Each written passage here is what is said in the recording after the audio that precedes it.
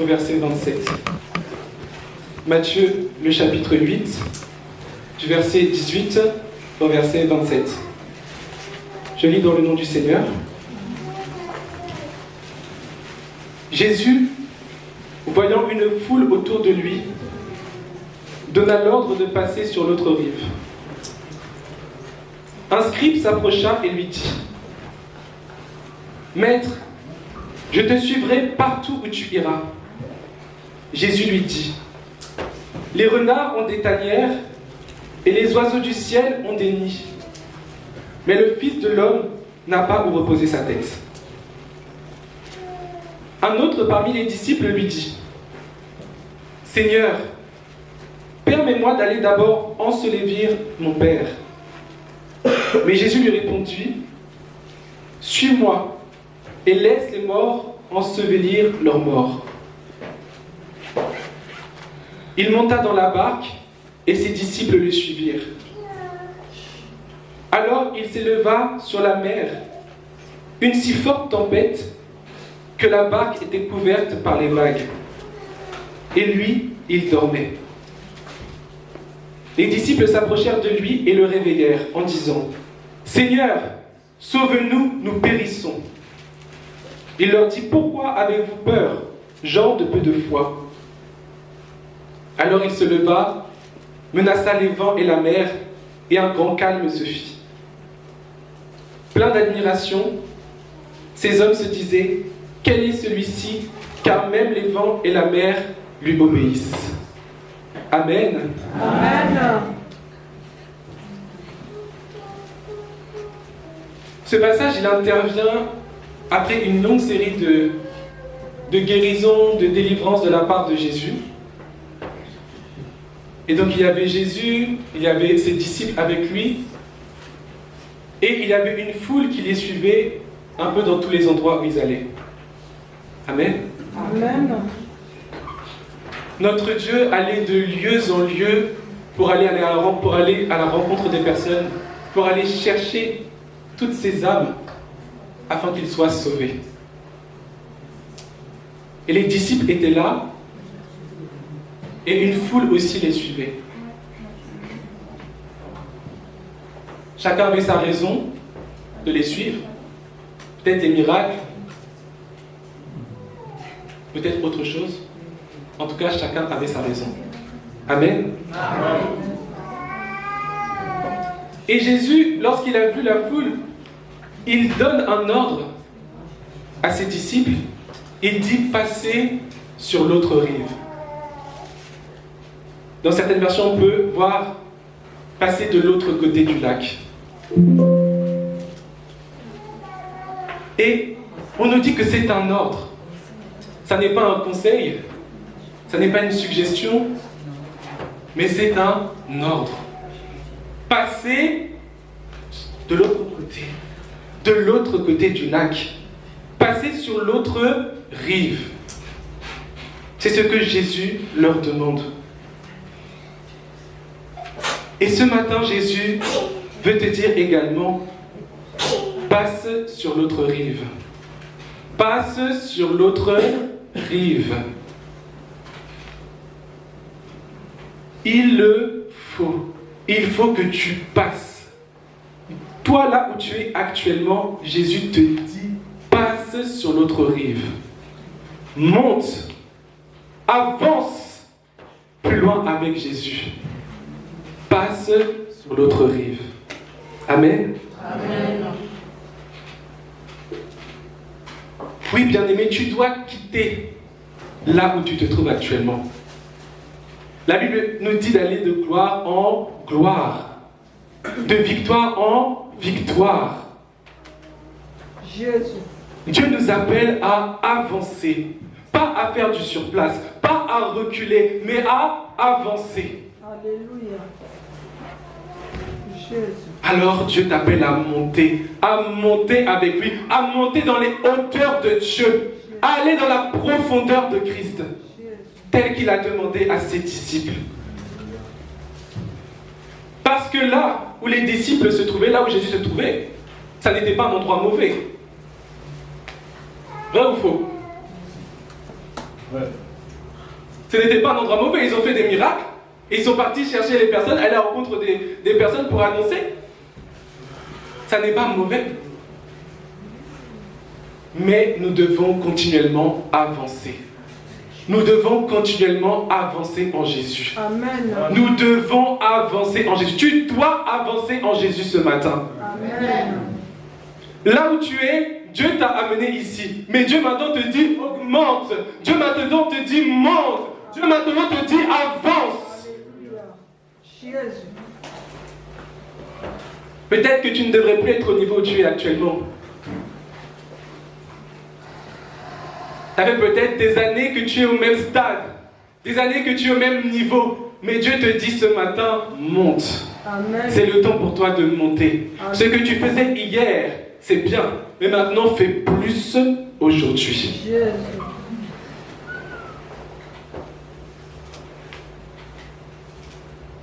Tu dois aller là où Dieu te demande d'aller.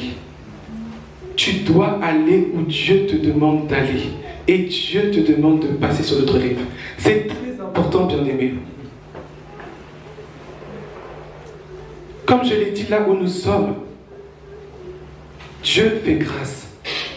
Mais il nous appelle à aller plus loin.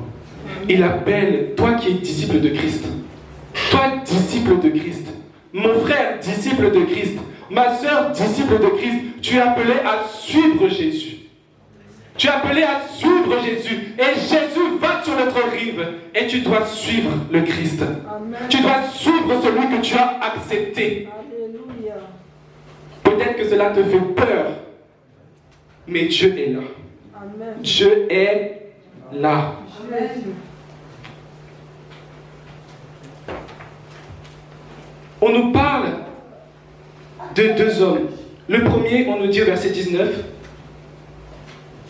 un scribe s'approcha et lui dit, « Maître, je te suivrai partout où tu iras. » Et à ceci, Jésus lui dit, « Les renards ont des tanières et les oiseaux du ciel ont des nids, mais le Fils de l'homme n'a pas où reposer sa tête. »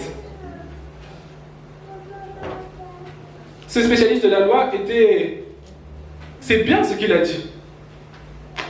Partout où Jésus ira, il veut le suivre.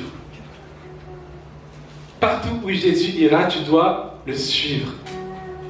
Mais Jésus est la vérité. Amen. Amen. Jésus est la vérité. Il n'est pas là pour nous dire que la vie c'est tout rose. La vie, il n'y a pas de problème en Jésus. C'est faux. C'est faux. Si tu pensais cela, dis-toi que tu peux te dire maintenant que c'est faux. Il lui dit que les renards, les oiseaux, ils ont de quoi se reposer. Mais Jésus, lui, n'a pas d'endroit. Il lui parlait du sacrifice. Qu'est-ce que le sacrifice de suivre Jésus? Jésus, lorsqu'il allait de ville en ville, c'était l'hospitalité des personnes, en fait, qui étaient autour, qui le permettait de dormir, qui le permettait aussi de manger. Amen. Amen. Qu'est-ce que Jésus faisait en réalité? Il ne comptait que sur la grâce de son Père. Il ne comptait que sur la grâce de Dieu.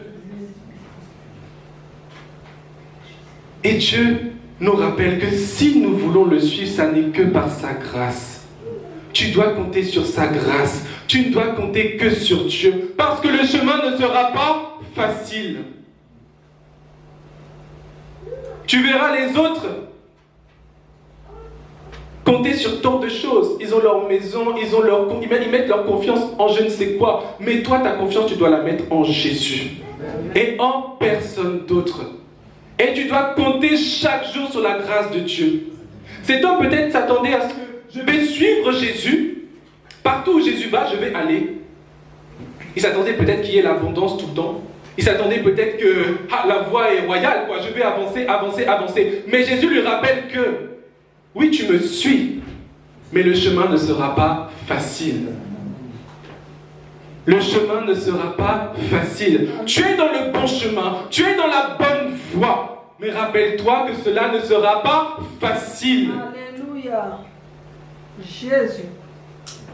Combien de fois nous avons vu des frères, des sœurs venir, des personnes venir, et pensant qu'une fois que tu acceptes Jésus, tout est lisse, tout est beau, ça n'est pas ça la vie. Et à la moindre frustration, à la moindre adversité, la personne repart. Oui, nous avons le repos en Dieu, mais pas le repos que tu penses. Amen. Le repos de Dieu, oui, c'est la paix que Christ met dans nos cœurs. C'est la joie que Christ met dans nos cœurs. Amen. Mais dans ce repos, tu sers Dieu. Dans ce repos, tu suis Dieu. Dans ce repos, tu te consacres à Dieu. Je ne sais pas à quoi cet homme s'attendait, mais Dieu a préféré clarifier. Parce que Dieu n'est pas un menteur. Dieu est clair. Quelle belle déclaration des lèvres. Mais Dieu lui rappelle que si tu veux suivre Jésus, cela va demander beaucoup. La grâce de Dieu est là, tu peux. On nous a dit que c'est l'année du possible. On nous a dit que oui, Dieu est capable. Dieu ne connaît pas le mot impossible. Avec Dieu, c'est possible. Amen. Avec Dieu, c'est possible que tu marches dans la voie de Dieu jusqu'au bout. Oui, c'est possible. Mais ça ne sera pas facile. Alléluia. Tu auras des difficultés. Jésus. Et le Seigneur va te demander d'aller traverser ce lac, d'aller sur l'autre rive. Ce n'est pas seulement une fois dans la vie que tu traverses la rive. C'est des rives et encore des rives et encore des rives. Alléluia. Plus tu montes en niveau, plus la rive aussi sera là. Amen. Tu quittes l'endroit où tu es pour aller à l'endroit où Dieu te demande d'être.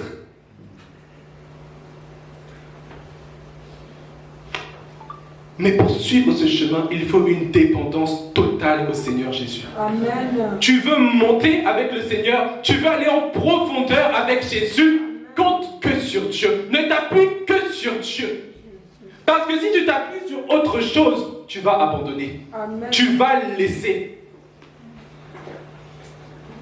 Les charges que le diable et le monde, et même des fois ta propre chair, comment ils chargent, si tu ne t'appuies pas que sur Dieu, ça ne va pas tenir. Amen.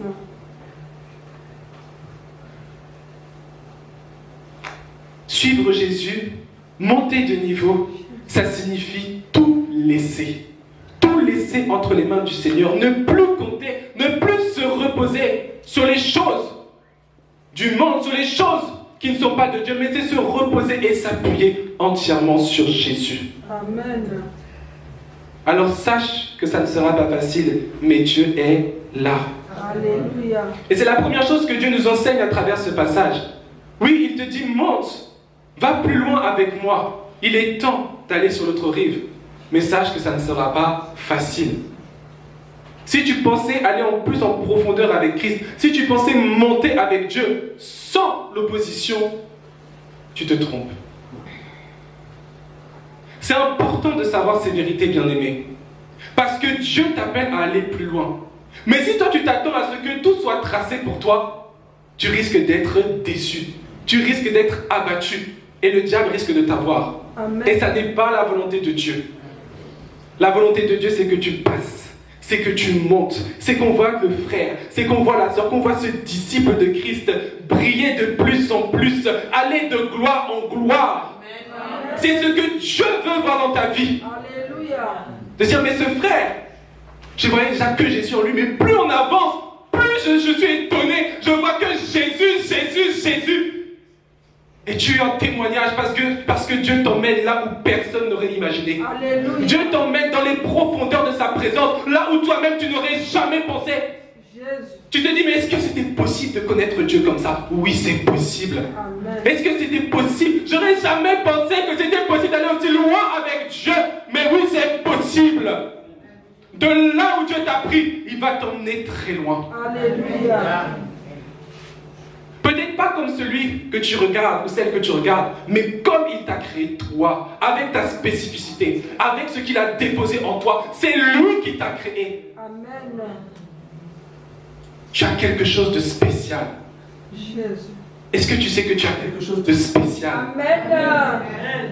Et plus tu montes avec Jésus, plus ce que Dieu a mis en toi va ressortir. Alléluia. Plus que l'impact que Dieu veut que tu aies va ressortir. Jésus. Les disciples, ils ont vu qu'il y avait la guérison. On voit que quand ils passent sur l'autre rive, là on passe aux personnes qui ont des démons, ils sont délivrés. On monte encore, et toi aussi tu dois monter. Le deuxième homme, on nous dit un autre, parmi les disciples lui dit, Seigneur, permets-moi d'aller d'abord ensevelir mon père. Mais Jésus lui répondit, suis-moi, laisse les morts ensevelir leurs morts. Ce disciple voulait aller enterrer son père. Et avant de suivre Jésus, il demande à Jésus, avant que je te suive, avant que j'aille où tu vas, j'aimerais aller enterrer mon père. Et Jésus lui dit, viens et suis-moi, laisse les morts enterrer leurs morts. Ça ne vous a pas choqué? Entre nous, ça ne vous a pas choqué?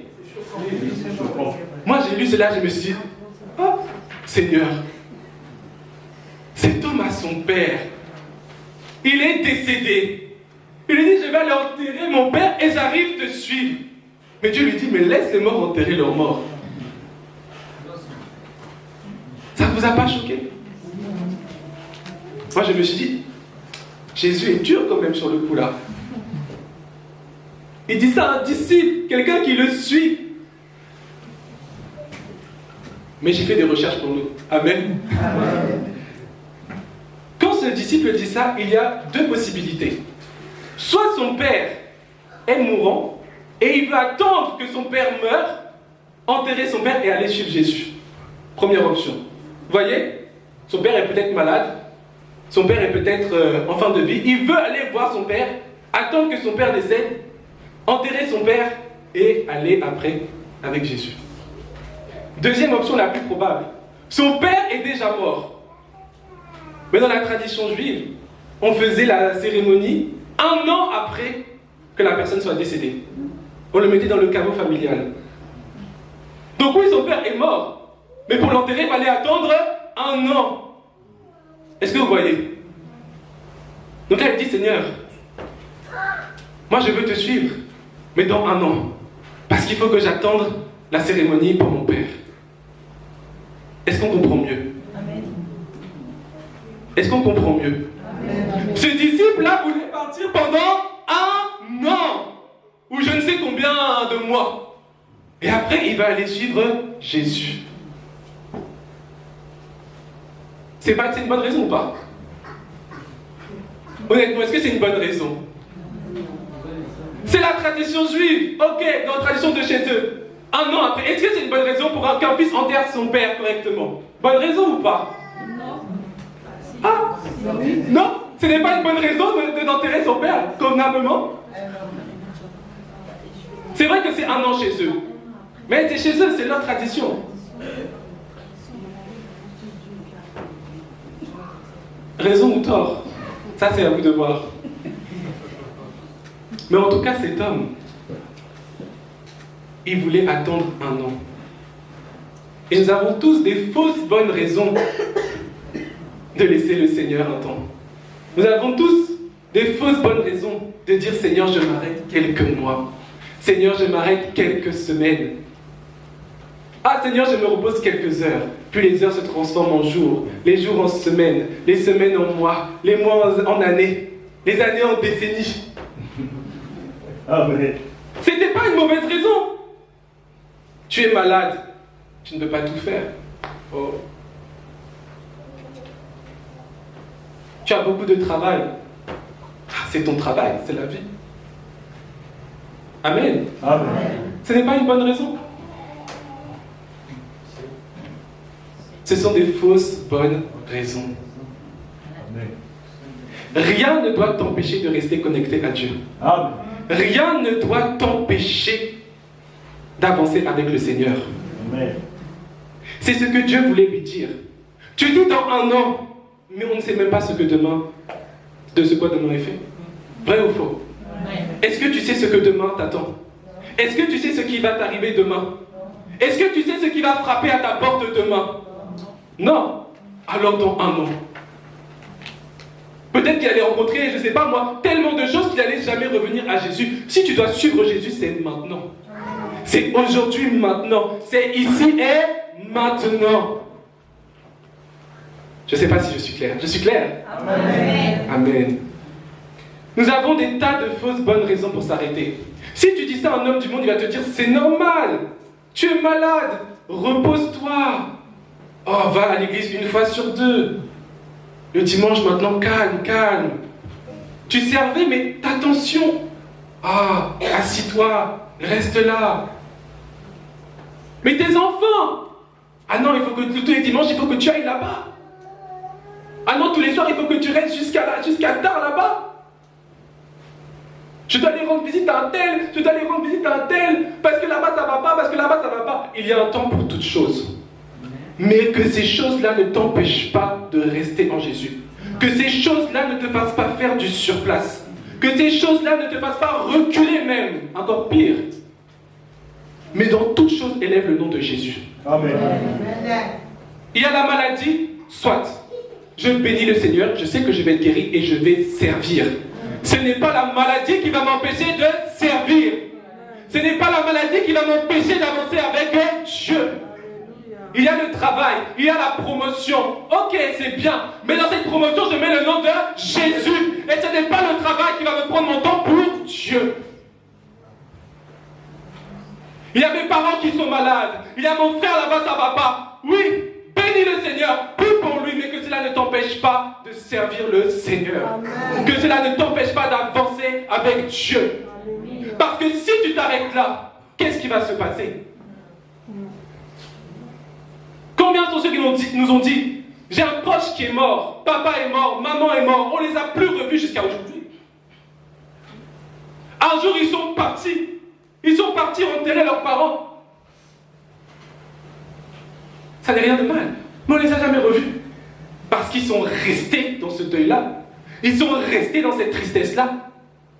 Ils ont oublié de dire c'est Jésus qui règne. Même ici. Même dans mes épreuves. Même dans mes tourments. Même dans ma tristesse. C'est Jésus qui règne. Et oui, je pleure. Et oui, je crie. Et oui, c'est difficile de venir. Mais je viendrai dans la présence de mon Dieu. Parce que ce qui s'est passé aujourd'hui ne va pas définir toute ma vie. Ne laissez pas les situations actuelles définir votre vie. Ne laissez pas les situations actuelles guider votre vie. Mais c'est Jésus qui est le guide. C'est Jésus qui dirige. Alors ne dis pas, ce problème, cette chose m'empêche de me traverser la rive. Laisse. C'est là où Dieu voulait en venir. C'est là où Jésus voulait en venir. Les choses qui sont mortes, les choses qui t'emmènent plus dans la présence de Dieu, les choses qui t'emmènent pas plus loin dans la présence de Dieu, laisse-les et avance. Alléluia. Et avance. Et avance. Lui, il voulait aller, peut-être c'était à la mort carrément qu'il allait. Il voyait peut-être l'enterrement de son père, mais on ne sait pas ce qui allait se passer. Il faut avancer. Jésus est la vie. Amen. Jésus est la vie. Amen. La vie dont tu as besoin. La vie de tout homme, c'est Jésus. Amen. Je ne dis pas, il y a des choses... La vie, c'est la vie. Il y a des choses qui blessent, comme on a dit, la vie n'est pas rose.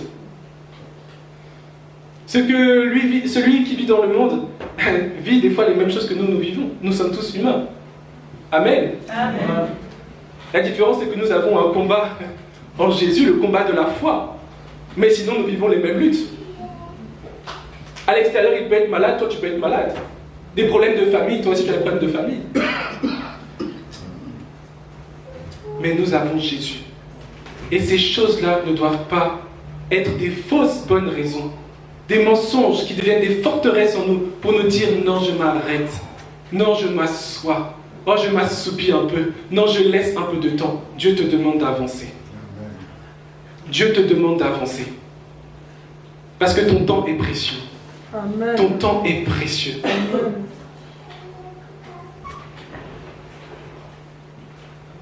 Alors non, Jésus n'était pas dur, bien-aimé, avec cet homme. Au contraire. Dieu sait tout, Dieu voit tout, et il sait pourquoi il lui a dit ça. On ne sait pas si cet homme, ce disciple-là, celui qui était un disciple, on ne sait pas s'il allait revenir durant ces 1 an. Où est-ce que Jésus allait être? Où est-ce que lui allait être? C'est maintenant qu'il faut suivre Jésus.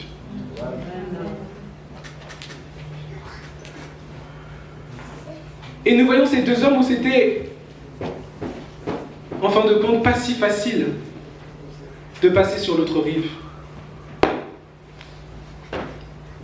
Mais Jésus est là. Jésus est avec toi. On voit un peu plus loin que lorsqu'ils sont montés dans la barque avec Jésus, donc ils ont eu le courage, hein. Ils ont obéi à l'ordre du Seigneur. Amen. Amen. Vous savez que des fois on lit rapidement, mais les disciples sont montés. Les disciples se sont engagés à aller sur l'autre rive. Certains auraient pu rester. Moi j'ai trop peur. Moi c'est l'angoisse qui monte. Je ne veux pas monter, je préfère rester là où je suis. Je ne veux pas être confronté au reste. Mais ils ont eu le courage par la grâce de Dieu. Et ils sont passés. Ils sont montés dans cette barque-là. Et qu'est-ce qui s'est passé? Elle lui dit que tout à coup, une forte tempête s'est levée. Pas progressivement, hein. Tout à coup. Donc tout va bien. 1 minute, 1 seconde après, c'est la tempête. Le vent souffle jusqu'à l'eau monte dans la barque. Est-ce que vous imaginez? Dieu leur dit, montez dans la barque, allons sur l'autre rive. Et quand ils montent dans la barque, l'eau, tellement les vents soufflent, déjà rien que le vent. Mais l'eau souffle, le vent souffle, pardon, et l'eau entre dans la barque. Est-ce que vous imaginez? Vous n'aurez pas peur? Vous n'auriez pas peur? Qui est déjà monté en bateau, en mer? Quelques-uns? Est-ce que vous avez vu, quand il y a une tempête, quelques vagues? Et pourtant, on est tout barricadé avec le bateau, mais juste les quelques vagues, le creux là. Mais eux, c'était la barque, juste une petite barque, et l'eau entrait. Autrement dit, il coulait. Il coulait. Mais c'est intriguant parce que si tout le monde était affolé, il y avait un homme qui était bien calme. Très calme. Serein même, hein. Attendez, jusqu'à il dormait. Je sais pas, ça ne vous choque pas? Il y a la tempête. On est dans une barque, hein, pas dans un bateau, un yacht où on est protégé, une barque. Les vents soufflent, l'eau rentre dans la barque, mais dans cette barque, il y a quelqu'un qui dort. Il y a quelqu'un qui est serein. Il y a l'eau qui rentre, ça moule, le bateau coule, mais il y en a un qui dort. Et les gens crient autour, ah, qu'est-ce qui se passe? Mais il y en a un qui dort. Jusqu'à il faut le réveiller.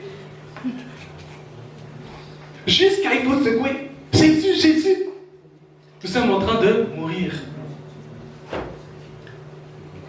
Ils ont oublié que c'était Jésus qui était dans leur barque. C'est Jésus qui est dans ta barque. C'est Jésus qui est dans ta barque. Ah oui, l'adversité elle va être là. L'opposition va être là. Plus tu montes, plus l'opposition va être là. Dieu te dit monte malgré l'opposition. Dieu te dit monte malgré l'adversité. Dieu te dit monte malgré les épreuves, malgré la tentation. Dieu te dit monte. Monte. On en parle les jeudis en ce moment, les épreuves et la tentation. Dans ces vagues-là, il y a les tentations. Le diable va venir te tenter. Il va essayer de venir te noyer. Que les vagues passent et que tu coules. Ou même, pour certains, te faire revenir sur le rivage initial. Donc toi tu rames et tu reviens toujours au point initial. Ça vous est déjà arrivé? Quand tu vas à la mer, il y a les vagues, toi tu veux nager, mais il y a les espèces de rouleaux qui te ramènent toujours. Ah, tu te dis, mais toi tu veux avancer, tu fais du surplace, tu t'en rends pas compte, mais tu fais du surplace, et tu brasses, mais tu restes au rivage. Tu restes juste là sur la plage. Mais avec Jésus, tu peux traverser. Amen. Il y aura aussi des épreuves. On voit les jeudis différences entre les épreuves et tentations. Je ne peux pas en dire pas assez, mais je ne peux pas en dire trop, parce que sinon tu ne vas pas venir. Mais sache que les épreuves, elles, viennent de Dieu. Et plus tu vas en profondeur avec le Seigneur, plus tu veux monter avec Dieu, eh bien, il y aura des épreuves. Parce qu'il faut que tu grandisses. Parce qu'il faut que tu croisses. Amen. Tu ne peux pas rester le même aujourd'hui et le même demain là où Dieu veut t'emmener. Dieu veut t'emmener dans la consécration. Dieu veut t'emmener à véritablement vivre la victoire. Tu as la victoire. Est-ce que tu peux dire j'ai la victoire? Alors est-ce que tu es prêt à monter? Amen. Est-ce que tu es prêt à passer? Je ne suis pas là pour rester bloqué dans ma vie dans les mêmes choses, mais je suis là pour avancer en Jésus. Je suis là pour aller de gloire en gloire. Je suis là pour aller de victoire en victoire, parce que je suis un enfant de Dieu, parce que je suis un disciple de Dieu. C'est ce à quoi je suis appelé à vivre. Alors est-ce que tu es là? Est-ce que nous pouvons nous lever dans la présence de Dieu? Alléluia. Amen.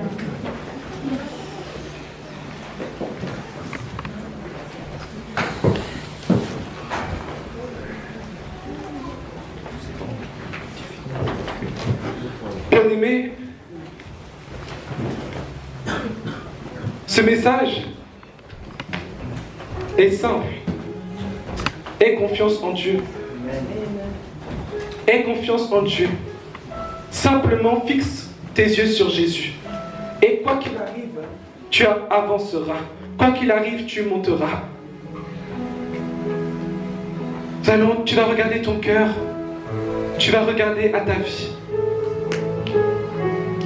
Et tu vas dire, Seigneur, je veux aller sur l'autre rive. Seigneur, je veux laisser ce qui m'empêche de traverser. Je veux laisser ma peur. Je dépose ma peur. Je dépose mes angoisses. Je dépose tout. Et je décide de te faire confiance pour avancer avec toi. Élève ta voix, bien-aimé, et prie.